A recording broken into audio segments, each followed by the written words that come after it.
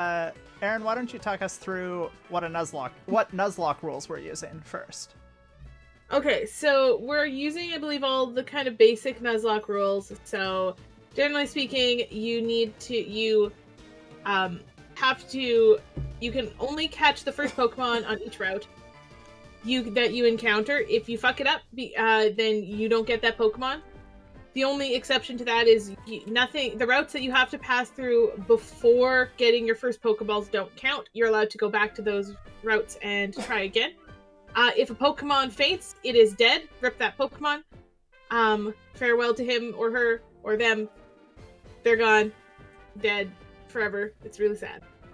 Third is you need to name all your Pokemon, so when they die tragically, you feel extra bad about it, and it's really not good.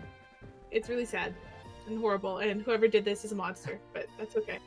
And when they die, you can use !RIP and their name in chat, and you will see a little farewell to them. We're also keeping track now. Also, hi, Silken Summers. It is good to see you, and thank you for the follow. Yes, thank you. And then... Yes, I believe... So yeah, that's the basic Nuzlocke rules that we're following. The additional rule, though, that we're playing with is called Soullink, which means that not only do we have all those other restrictions, but Willow and I, every time we catch a Pokemon on the same route, those two Pokemon become linked through the ether, and if one dies, the other dies. And if we want to swap what Pokemon are in our party, we both always have to have the same pairings in our party. So if we're going into the gym at the same time, we have to, like, coordinate who gets to come. And there'll be a thing on the screen in between our two games showing you which Pokemon are in our party and who they are linked to. Yes. So similarly, if one of us fails to catch a Pokemon, that means that even though the other person successfully caught a Pokemon on that route, they don't get to even use that Pokemon, and it's real sad. Yeah, it gets linked to the void and dies of loneliness, I guess. Yeah. Then, just in case that wasn't all hard enough already, we also decided to randomize our ROMs before even starting. So a bunch of the stuff in the game is completely random, or partially random. And that's the screen that you're seeing in front of you right now. So we're going to walk through that. To start with, we randomized Pokemon base stats. I honestly don't know enough about Pokemon to know what that means, but yeah. We randomized that. We did not, however, randomize their abilities, their types, or their evolutions, because we, as a group of 6, decided that that was too much chaos. And made it impossible to plan ahead. Yep. I think that was the main driver for that decision. Yeah. Then we move over to starters, statistics, and trades. Or statics, sorry. I can read. I don't think you need to coordinate the order of your Pokemon in your team. Yeah, no, you don't. It's just they have to be in your team at the same time. Yeah. Because that would be impossible to coordinate. There you go. Yeah. He's figured it out. It's okay. You didn't cheat. Hopefully. Well, at least not in that way. Our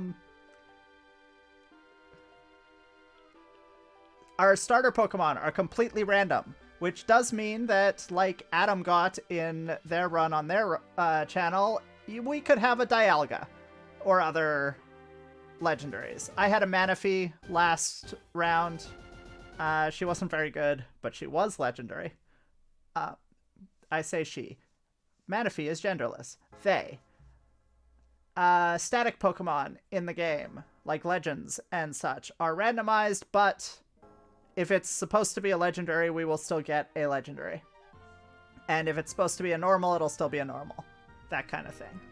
Then in-game trades are supposed to be randomized, both requested and given Pokemon. I'm not entirely sure that actually happened.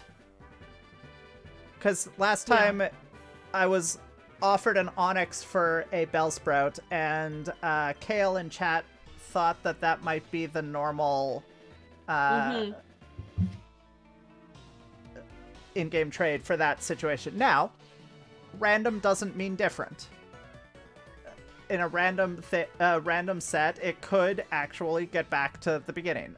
Though with the number of Pokemon there are, that's statistically improbable. And given that there were 2 of them, they would have to both line up and end up back to their normal combination. Yeah. So if that was actually random and got back to where it was supposed to be, that seems impressive RNG. We did not randomize movesets because, again, too much chaos. There's other random stuff here that we did not do. Trainer Pokemon that we come up against are also completely random, but we try to give them similar strengths so we don't just get wrecked by like a level 50 on Route 1. Now, we still get wrecked by a level 7 with Dragon Breath, but, you know, spoilers for Run 2. Finally, wild Pokemon are also random, but similar strength. TMs and HMs are random, but field move TMs will stay the same so that we can actually progress through the game with things like Dig and Rock Smash. And TM compatibility is random, but prefers the same type, so the likelihood that a Pokemon will be able to learn a specific TM or HM goes up if they share a type with it. Move tutors we've left unchanged, and I don't know what those are, so we're just gonna move right along. Field items have been shuffled, so the little Pokeballs lying around the place could have anything. They could be a boat. Quite literally. Not actually, because you can't get a boat in this game. I think Shuffle was that it's like based on the possible things from that area that it could be or something like that. Takes the full set of items that can be picked up from item balls, as well as hidden items, and randomize their order.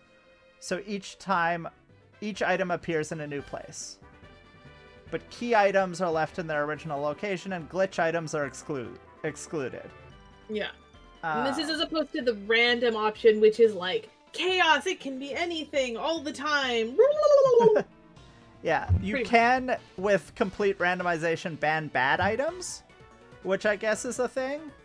And then miscellaneous tweaks. We've sped up the text so we don't want to chew our own arm off while mashing the A button. With lowercase Pokemon names, I guess Brian prefers that. And we've randomized the catching tutorial, which is always hilarious. So yeah. Yeah, less yelling. Yeah. Okay.